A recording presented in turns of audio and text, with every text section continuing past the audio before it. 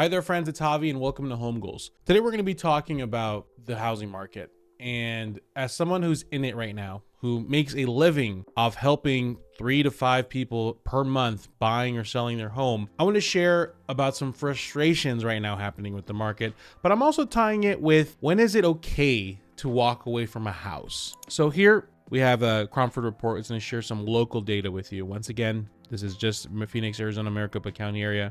But usually Phoenix market kind of matches what's going on, at least with a lot of major metro areas. My top 5 states that are watching my channel are major states with these kind of cities. So I'm assuming yours is similar, maybe not California. Active listing. So let's talk about 2022. 2022 is interesting when it comes to value, because if we really focus in on February 2020, the craziness of COVID. Starting January 2020, we saw one of the biggest increases of market value of housing values ever. You could have bought a house in January 2020 for $290 and sold it just 2 years later for almost $200,000 profit. With you putting like 3.5% down, 5% down on a $300,000 house would be maybe $12,000. You can make let me just calculate that. Hold on. Correct me if I'm wrong there. 16% increase. You can multiply money by 16 times if you would have bought just a 3% down. I don't know if that math is right. I'm not too much of an investor, Chad, so please correct me if I'm wrong in the below. So it was absolutely bonkers and eventually toppled off here. And what created this, as I've talked about many times, low interest rate, artificially incredibly low interest rate that just created this huge demand. A bunch of investors, a lot of Californians get, unfortunately, the short end of the stick and they blame Californians, but really it was a lot of corporate investors going in and getting into the markets, right? Buying like these longer short, but not only just those guys, like all the Airbnb chads that wanted to go in there and say, I want to start Airbnb. Like it was just a lot of honestly greed that came into the market, and unfortunately sprinkled in there were just first-time home buyers. If you bought a house in this time, you're very fortunate. It all went to a stop. Why did it get to a stop? Well, here, let's talk about, 2021, low inventory, 2020, low inventory, but high demand. A lot of houses under contract. 2022 was interesting because it started off just like every other year, but around April, we started seeing an increase of inventory. And it spiked, well, it spiked at the end of the year, but it just kind of started slowing down around August. So what happened here was not everybody decided to sell their house. What happened here was people were not buying as many. So the listings under contract went down. And this is because rates started going up. They went down. Give me 1 second. All right, here we go. We were low, right? Around January 2022, they started going up. Around the same time, demand started dropping. They started going down. So people were like, oh my gosh, rates are not 2.9 no more. They're only 4.8. We're done. Market's crashing. See you later. Little did they know it was going to keep rising and going higher. Eventually, around June, it went up, maxed out like around 5 to 6%.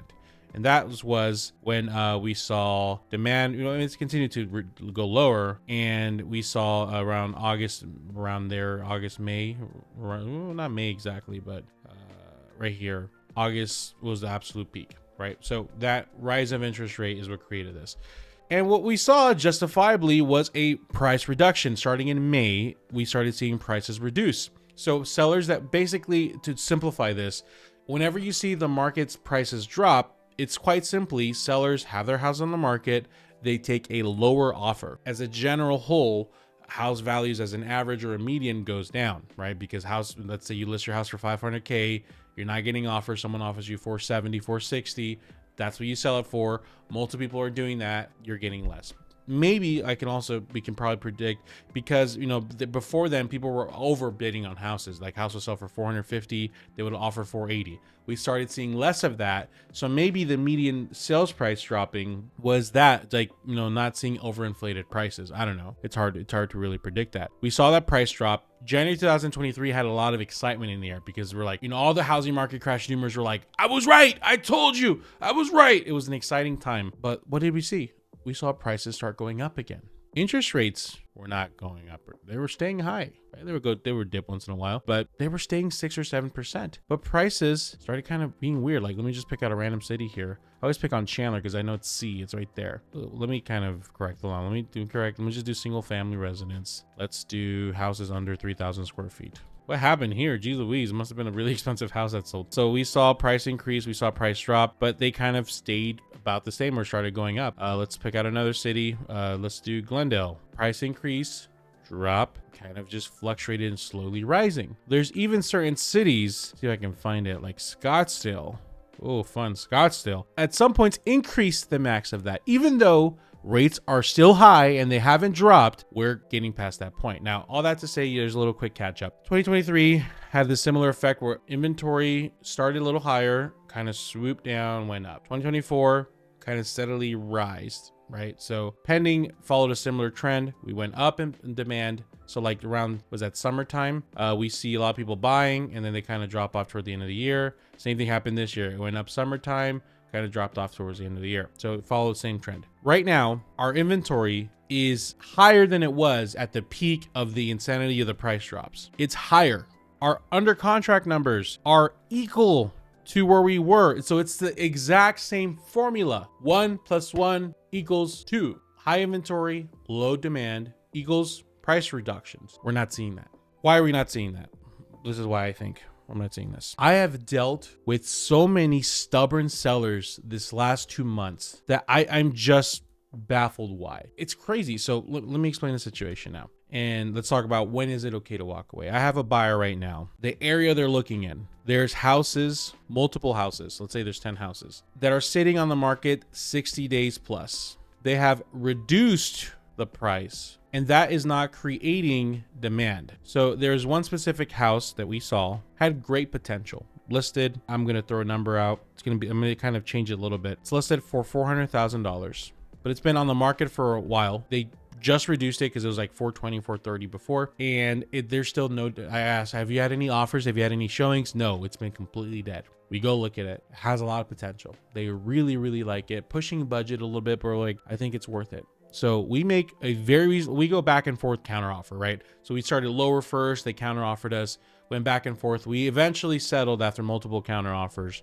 $390 with, was it 2.5% of concessions? So like good amount, like more than what we need probably. So let's just say 2.5% of concessions. That means the seller's giving us from their proceeds 2.5% of the purchase price to help us with closing costs. So it's the same as if we would have got that off the price, $375, $380. We didn't get an amazing, super crazy deal, but we're like, okay, it makes sense. So now here's the thing. When you're buying a house, you got to know what you're bringing to the table. The buyer at this specific house brought in an offer to a seller that not only had no offers, but had no interest. Tell me, who has the leverage here? We're willing to buy your house. Also, by the way, equity position, they owed like, I think less than 200K. So they have a lot of equity here. We give you a reasonable offer. You have no offers or no interest. Who has the leverage here, right? You would think the buyer has the leverage here. Okay, keep that in mind.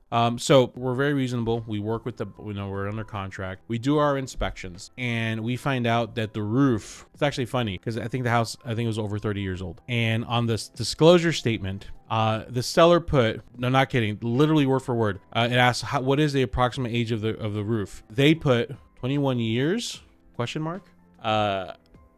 Okay, the inspector goes out there. This roof looks in really rough shape. I wouldn't be surprised if it's the original roof. And the way it works out is the house being only 30-ish years old, either they got the roof completely replaced 9 years into living in there, or they just had no idea what the roof is. We had a roofer go out there, confirms, yes, it's definitely in rough shape. There's obviously leaks in like an attic. You can see water stains.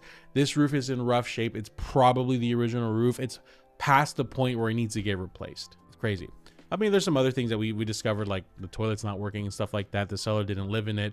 They had tenants in there, so they weren't really aware what was going on. But we discover the roof needs to get replaced. And when you're buying a house, guys, you don't have x-ray vision, right? So when you go look at a house, you're not expected to know everything wrong with the house. That's what the inspection period is for. It shouldn't be called an inspection period because that it implies that it's pass or fail. Did it pass inspection? Did it fail inspection? Really, it's more a discovery phase where you're discovering more about the house with an inspection, with research, et cetera, et cetera. So when we're looking at the house, we don't have x-ray vision. We can't tell that the roof is completely original. So when a house is on the market, it's assumed that it's in relatively good shape, not brand new, like we're getting a new roof, but it's assumed that it is at least reasonable, 10, 15 years, 20 years. Because somebody who lives in a house and you're reasonably maintaining it, you should probably replace your roof if it's over 30 years old. Wouldn't you agree? All right, I don't know. Like if you start seeing leaks on the ceiling, you should probably look into it, get roofers out there. And I don't expect the roof to have been new, but if someone was on top of their house, it probably would have been replaced like 5 or 10 years ago, or maybe the last storm or something, or the insurance would have taken care of it. I don't know. So there's like a reasonable assumption the house is in good shape. And we're in discovery and it's very reasonable. Hey, listen, this roof needs to get replaced, whether you sell it to us or the next buyer.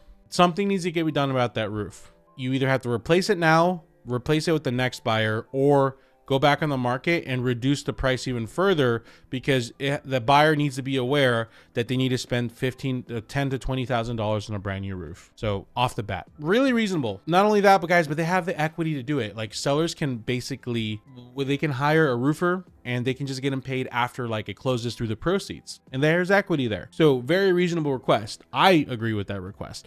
They had to give up, like the toilets weren't working. There's a lot of other stuff. The dishwasher, like a lot of stuff wasn't working. We were like, let's just focus on the roof.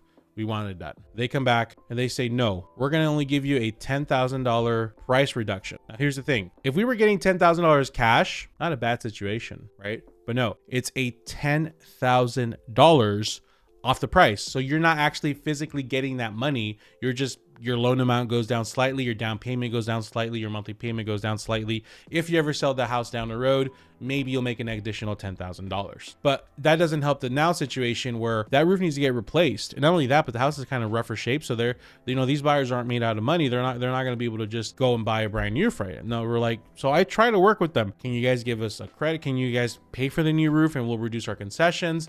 And, you know, we'll make it work where you're still, you know, it's going to be still in your favor. They are still like, nope, we're not giving you a new roof. We are only going to give you a $10,000 price reduction. And they decide to bring up, well, we are already giving you $10K off the price, and we're also giving you 2.5% of concessions. That is already, we're already giving you that. Another $10,000, I mean, that should cover everything. But here's the problem with this idea is these is based off market conditions, right? Market conditions of what's going on, what the, you know, just negotiations back and forth.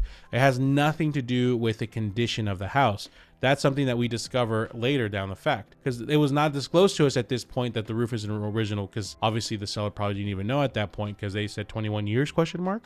That's all they wanted to do. Once again, we try to make it work. We try to say, hey, can we do this? But we'll try to get creative. Nope.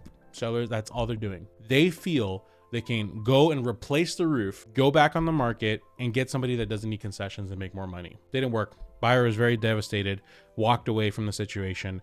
At that point, they got their earnest deposit back. They only lost the inspector paid for the inspection, and obviously time and energy, which is more important to money for some people. For me, please, baby, give me that money. I don't need time and energy. Just kidding. So $10,000 off. The deal died. Basically, it didn't work out. And now I hope, and I'm keeping an eye on that house, that listing agent needs to either update the spuds or need to clearly say that the roof needs to get replaced. If they're not putting it on the description, they are misleading people. And when they do their seller property, I hope they've updated that to show that it doesn't say 21 years question mark, that it says everything that we discovered in the inspection period. I wish them that they haven't reduced their price or anything, and it's a tough situation. So all that to say, this is why this market's frustrating. That's one example, but there's multiple situations. I just negotiated a deal with somebody where they haven't had any offers. It's been on the market for so long, and they're like, well, we don't want to reduce the price. We're going to stay fixed. Why? Sellers right now, so they have a house. There's buyers who want that house. Sellers are in the way. Sellers think the house is worth whatever they think it's worth. Market conditions clearly show us, I don't think it's worth that, guys. I think actually it's probably worth here, but sellers are completely blocking the deal. They're not letting any buyers through because value-wise, it doesn't make sense for them to sell lower. Some of these, I get it. It's probably because they don't have enough equity, but there's a lot of situations that I'm seeing where they clearly have equity, but for some reason or another, they don't want to reduce the prices. They don't want to sell for a certain price, and they're kind of locking up their houses, preventing buyers from buying it cheaper, preventing the market to start dropping in value and creating a much more healthier market, because sellers being stubborn when the numbers don't really make sense, it's not helping anybody. Like, they're not going to out stubborn buyers. Buyers are just gonna be like, fine, we'll just keep renting. We're not going to buy. If your house is on the market 90 days plus, 120 days plus, and it's not selling, it's probably the price. It's probably the, you know, there's not going to be buyers that are going to come in 90 days later and say, oh, wow, this house is worth $500,000, but it's been on the market 90 days. Oh, everybody else has been wrong. I'll give you $500,000. No, what is that buyer going to say? Well, it's been on the market 90 days. There hasn't been that demand. We're going to offer you 460, 470, because it's obviously the market has selected the house is not. That's why all these scalpers are getting screwed on the PS5 right now, because when there was a huge demand for PS5s, you could get a PS5 and sell it and flip it for 100, 200 bucks more and make some money. But now that you're buying all these PS5s, there's not enough demand for those and they have to sell for a lower price. Well, sellers are blocking the market right now. They are holding firm. Prices are not dropping. They're staying firm because they're blocking it up, which is unfortunate. I guess they're waiting for a new rush of buyers to come in. There was a slight drop of rates that happened, but it went back up again. Only way buyers are going to hit the market again and be ready to compete for houses is if rates are doable, and it doesn't seem to be the case. And if prices are not dropping, then we're all kind of just like in that, you know, kind of like the Office scene where, you know, they're like, they all have their hands like to each other. We're all there, but the problem is sellers are making the monthly payments on it, or they're the ones that want to move. They're the ones that want to get out of their house and move to another house, or for whatever reason sell. And that's happening with every price range or every market. Like, I have houses that are like low 400s, not even like high 300s, maybe mid 300s, that are selling quick because there's demand for those cheaper, more affordable houses. But everyone in that mid range, which seems to be the majority of people, are suffering right now because sellers are being stubborn. Buyers, I mean, I agree with the buyers. Why would I pay for a house that's been on the market for so long? Why would I pay less price for that? That just doesn't make sense. Sellers are like, nope, we're staying firm. And 2025 is gonna be very interesting to see what happens. Who's gonna hold out the longest? I think if rates drop heavily, buyers are gonna be like, fine, I'll pay you less price because I just want a house because now I can afford it because the interest rate's nice and cheap. But if they're not dropping and sellers don't want to give up, what happens? You know what I'm saying? Hope this video brought you some value. Shout out to my buyers. I don't want to say their name. We'll just say DK. They're so awesome. They're so awesome and patient. And it was the Thanksgiving we were negotiating. They were so fired up, you know, because when I'm negotiating, you have to kind of stonewall, right? You kind of like, I don't want to go and just say, look what this seller's doing, blah, blah, blah. Like, I would just go and just say, hey, here's what's happening. What do you want to do? I have to kind of like be neutral. But I would hang up and I'll be like, I'm going to freaking get this deal for them. I'm going to make it work for them. I'm going to get the seller to blah, blah, blah. And then when the seller literally, I don't know if it's the agent or the seller, they're just like, nope, we're not doing it. And I was like, doesn't make sense. Why not? Like, we're trying to make this work. You've been on the market for so long and you haven't been able to sell. Like, I have a buyer that wants to buy your house. All you have to do is maybe make $15,000, $16,000 less and you got it. No, we're gonna go back on the market and magically get a buyer that's gonna pay that roof. So exciting. If you guys are interested in learning more about the Phoenix, Arizona area, the area that I serve, I have a channel called Arizona Javi. You can check out. I make more specific videos to my area. You can also get to know a little bit more about me. And if you want to work with me, you find out how to work with me in those videos. We also have homebuyer resources for you for $5. If you guys want one, go check it out. It's a bunch of free resources. And of course, if you want an agent referral anywhere in the country, homeandaway.com/Javier. Click if you're buying, click if you're selling. Click what you're looking for, type out your information, and pick out your area. You'll get connected with a great agent within the next business day, and then, you know, God bless. Cool. So I hope you guys have a great end of the year. I appreciate every single one of you. Kisses. Why do I always end with kisses?